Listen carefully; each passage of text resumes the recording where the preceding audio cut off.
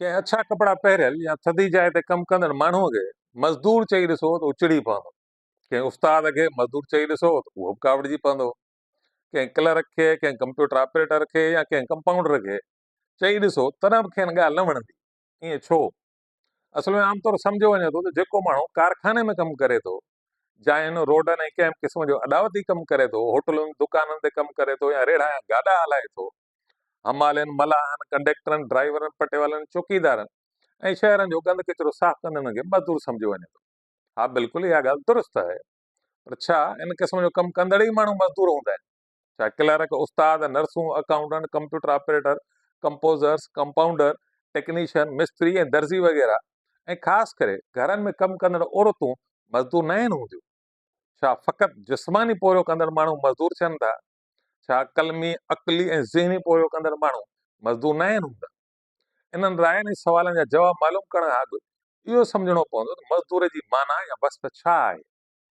ओरे तेरी माना उहो माण्हू आहे जंहिं वटि विकण लाइ कुझु न हुजे, मां सवाइ पंहिंजे पोहे यानी पंहिंजी महिनत जी कुवत जे विकिरे जे, ऐं हुनखे एतिरो उजरो ॾिनो वञे जो हू पाण ऐं पंहिंजे आक़े खे फ़क़ति ज़िंदा रखण जो सामान मुहैया करे सघे, जेको अधु कमु पंहिंजे लाइ करे ऐं बाक़ी अधु कमु सेठ का मोरे, मालिक, जागीरदार या सरमाएदार लाइ करे, ऐं संदसि उन ई वाधू महिनत मां मुनाफ़ो यानी मुआशी इस्तिलाह में वाधू क़दुरु पैदा कयो वञे। इन वस्फ़ ते गौर कंदासीं त हर उहो माण्हू मज़दूर आहे जेको महिनत जी कुवत विकिणे, जेरो रहे ऐं मुनाफ़ो पैदा करे ॾिए।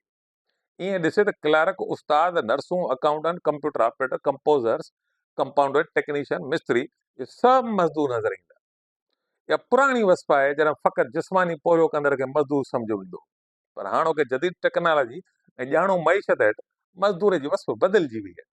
जेकॾहिं क्लर्क, उस्ताद, नर्सूं, accountant, computer operator, compounder, technician ऐं मिस्त्री पंहिंजो ज़हनी ऐं जिस्मानी पोरियो विकिणनि, फ़क़ति जेरो रहण जो सामान मुहैया करे सघनि, ॿियनि लाइ अथाह मुनाफ़ा ठाहिनि, त पोइ उहे सभु जदीद दौर जा मज़दूर ई थिया। जेकर तव्हां अच्छा कपिड़ा पहिरियो था, थधनि कमरनि में वेही कमु करियो था, कलम या कंप्यूटर हलायो था, ॼाण या हुनुर विकिरो करियो था, पर तव्हां ईअं कंदे पंहिंजो पाण में नथा हुजो, अणवणंदड़, वरजाईंदड़, बेज़ार ऐं बोर कंदड़ कमु करियो था, तव्हांखे वांदकाई नथी हुजे, घर वारनि सां वेहण, ॻाल्हाइण, ॿारनि सां खेॾण जो वक़्तु नथो मिले, तफ़रीह, रांदू, घुमण फिरण लाइ पैसा न आहिनि, न ई वक़्तु, त पोइ तव्हां भली कलम या कंप्यूटर हलाईंदा हुजो या अच्छा कपिड़ा पहिरे थधनि कमरनि में कमु कंदा हुजो, पर आहियो जदीद क़िस्म जा मज़दूर। फ़र्क़ु फ़क़ति एतिरो आहे त ॿिया मज़दूर वधीक जिस्मानी ऐं ज़हनी तकलीफ़ूं भोॻीनि था ऐं तव्हां घणे क़दुरु ज़हनी ऐं समाजी तकलीफ़ूं भोॻियो था। ॿिया कावड़, ॾुख ऐं दर्द वारनि कैफ़ियतुनि में जीअनि था, तव्हां कूड़े ॾेख, कूड़ी मुस्कुराहट ऐं ढोंगी शख़्सियत तौरु जियो था। जिस्मानी ऐं ज़हनी मज़दूर जे विच में फ़र्क़ु फ़क़ति कम जे क़िस्म जो थिए थो, पर इस्तेसाल ॿिन्ही जो थिए थो। मिसाल तौरु असां वटि मज़दूर जी आम ॾियाड़ी 500 रुपया आहे। जेकर सॼो महीनो कमु करे त उहा कुल 15,000 थींदी। पर ख़ानगी स्कूलनि में पढ़ाईंदड़ उस्तादनि ऐं उस्तादनि जो वॾो तइदादु अहिड़ो आहे जिन खे माहवार फ़क़ति 5 या 10,000 ॾिना वञनि था। ईअं ॾिसे त ख़ानगी स्कूलनि में पढ़ाईंदड़ उस्ताद ऐं उस्तादियाणियूं तोण जो रिवायती मज़दूर वांगुरु सख़्तु जिस्मानी पोरियो नथा कनि, पर पंहिंजी क़ाबिलियत यानी पढ़ाइण वारी क़ाबिलियत खे विकिरो कनि था ऐं खेनि आम मज़दूरनि जेतिरो बि उजरो नथो ॾिनो वञे। इन मां साबित थिए थो त फ़र्क़ु फ़क़ति कम जे तरीक़े जो आहे, बाक़ी इस्तेसाल ॿिन्ही जो थिए थो। आबादीअ जो हिकु हिसो अहिड़ो बि आहे जंहिंखे मज़दूर त सम्झो ई नथो वञे, ऐं उहे आहिनि औरतूं। कंहिं बि समाज जी अधु आबादी औरतुनि जी हूंदी आहे जेके सॼो ॾींहुं घर जो कमु कंदियूं आहिनि। ऐं सभ खां वॾी ॻाल्हि त मर्द जेके आमतौरु सम्झंदा आहिनि त असां ई कमाईंदा आहियूं, पर उहे शायदि इहो विसारे वेहनि था त उहे औरतूं ई हूंदियूं आहिनि जेके मार्केट लाइ मज़दूरनि खे ॼणींदियूं, पालींदियूं ऐं तयारु कंदियूं आहिनि, खेनि तफ़रीह बि मुहैया कंदियूं आहिनि त जीअं उहे मर्द मज़दूर वरी वञी मार्केट में कमु करे सघण जहिड़ा थियनि। पर उन्हनि औरतुनि खे का बि उजरत न आहे मिलंदी। हा, मुड़ुसनि, पीअरनि, भाइरनि तरफ़ां खेनि ख़र्च पाणी मिलंदो आहे, पर उहो बि ॼण त अहसान ऐं थोरे तौरु ॾिनो वेंदो आहे, हक़ तौरु न। तोण जो उहे औरतूं असांखे ॾाढियूं प्यारियूं हूंदियूं आहिनि, पर असां मर्द खेनि ज़लील करणु ॼण त पंहिंजो हक़ सम्झंदा आहियूं। छा असां खेनि ख़र्च पाणी ॾींदा आहियूं? साॻी रीति मज़दूरनि सां बि ईअं ई कयो वञे थो। जॾहिं उजरत ॾिनी वञे थी त मालिक, सेठ, जागीरदार ऐं सरमाएदार उनखे पंहिंजो ख़रीद ग़ुलाम सम्झी सुलूक कनि था, संदनि बेज़तियूं कनि था, गारियूं ॾियनि था, तंग कनि था ऐं खेनि उजरत ॾींदे ॼण त मथां को अहसान या थोरो कनि था। मज़दूरनि जी का इज़त नफ़्स हुजे ई न। उहे त फ़क़ति मशीन जा पुर्ज़ा आहिनि जिन खां बसि कमु वठिणो हूंदो अथनि। कार्ल मार्क्स चवाणी त सरमाएदार सियासी मैशत पोरियतनि खे हिकु घोड़े वांगुरु सम्झे थी, जंहिंखे एतिरो मिले जो कमु करे सघे। जॾहिं उहो पोरियत कमु नथो करे तॾहिं त खेर सिर्फ़ु माण्हू ई तसवुरु नथो कयो वञे। सरमायो मोल पोरियो आहे, रत पीअंदड़ ॾाइण वांगुरु ज़िंदा पोरियो जो रत चूसे ज़िंदा रहे थो। पोरियतुनि जो इस्तेसाल थिए थो, उहे छो नथा विढ़नि या उहे छो नथा गॾु थियनि? बिल्कुलु विढ़नि था, पर सिधी रीति घटि। असल में रुगो मुआशी ऐं सियासी ज़ंजीरूं न आहिनि जिन में पोरियत जकड़ियल हूंदा आहिनि, पर वॾियूं ज़ंजीरूं ॾिसण में ई न ईंदियूं आहिनि। उन्हनि ज़ंजीरुनि खे नज़रियाती तौरु अहिड़े नमूने पेश कयो वेंदो रहियो आहे जो उहे ज़ंजीरूं घटि पर ज़ेवर वधीक लॻण लॻंदियूं आहिनि।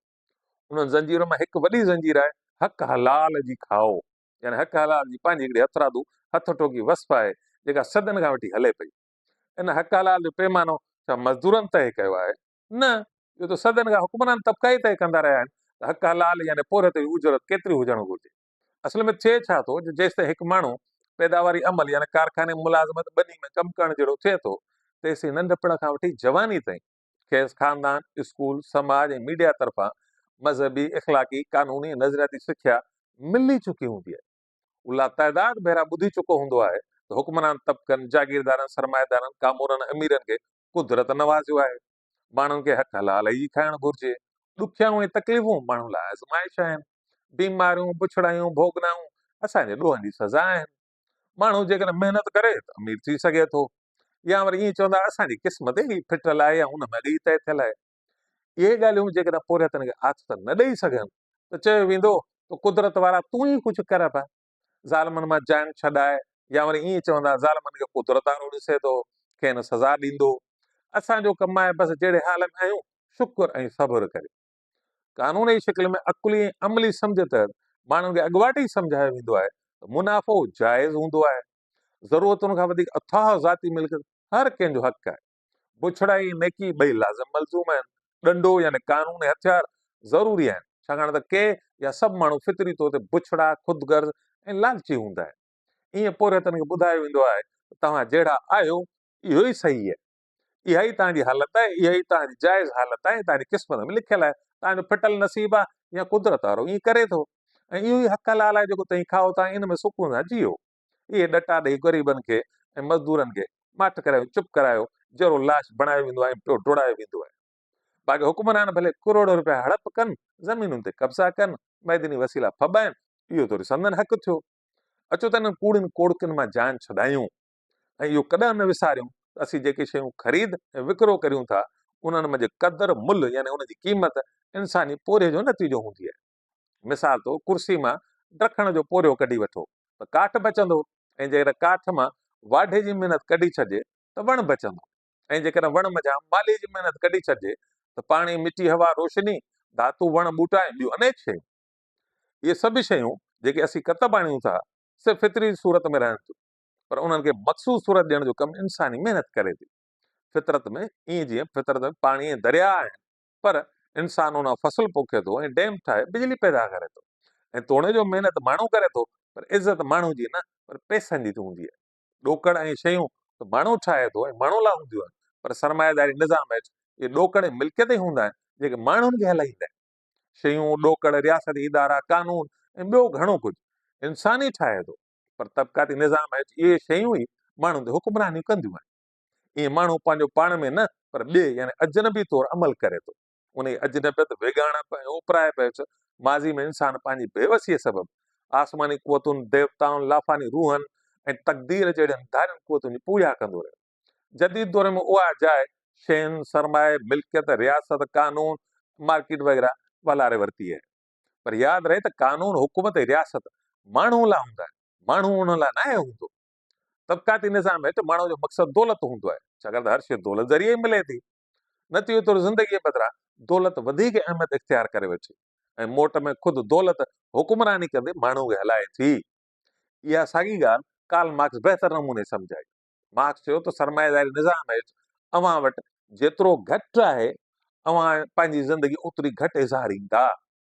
अव्हां वटि दौलत शयूं जेतिरो घणियूं हूंदियूं, यानी ओतिरी अव्हांजी ज़िंदगी ओतिरी अजनबी हूंदी, ओतिरो ई अव्हांजे वेगाणे वजूद जो ज़ख़ीरो हूंदो। हर शइ जेका सरमाएदार सियासी मैशतदान इंसान जी ज़िंदगी मां अव्हां खां वठनि था, ही उनजे बदिले में अव्हांखे ॾोकड़ ऐं दौलत ॾियनि था। ऐं समूरियूं शयूं जेके अव्हां नथा करे सघो, अव्हांजा पैसा करे सघनि था।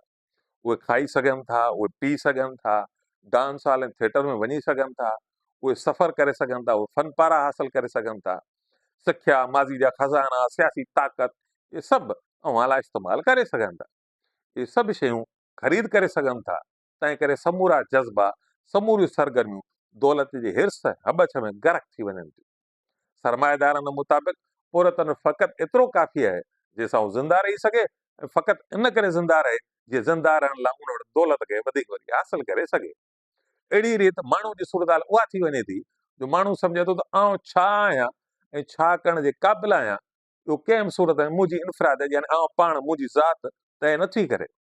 जेकर आउं बदसूरत आहियां पर आउं पंहिंजे लाइ इंतहाई ख़ूबसूरत औरतूं ख़रीद करे सघां थो, त पोइ आउं बदसूरत न थियुसि।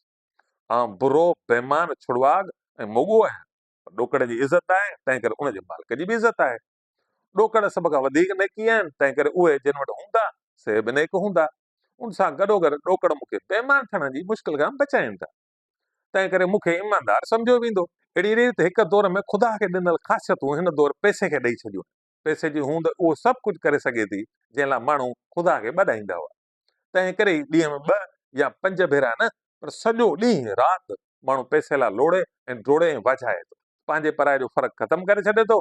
बज़ाहिर कहिड़े बि दीन ते कारआमद रहंदे असल में हिक ई मक़सदु ऐं हिक ई दीन ते एतबार करे थो, उहो आहे पैसो, वधीक पैसो, अञा वधीक पैसो। बहरहाल इहा पोरियतनि जी महिनत ई आहे जंहिं करे हिन सॼी दुनिया में दौलत ऐं वसीला आहिनि। पर उहे पोरियत ई आहिनि जेके सॼी ज़िंदगी महरूमी, मुसीबतुनि ऐं अज़ाब में भोॻनि था। कार्ल मार्क्स चयो त इन मुसीबत मां जान छॾाइण जो कमु के ॿिया कोन कंदा, पर ख़ुदि पोरियत पाण ई कंदा। कार्ल मार्क्स चयो फ़र्द जी हक़ीक़ी आज़ादी मुआशरे जी आज़ादी सां मशरूत आहे। इनफ़रादी ऐं इज्तमाही वेगाणप खे शिकस्त ॾियण लाइ साॻियो ई वेगाणप वारो रस्तो वठिणो पवंदो।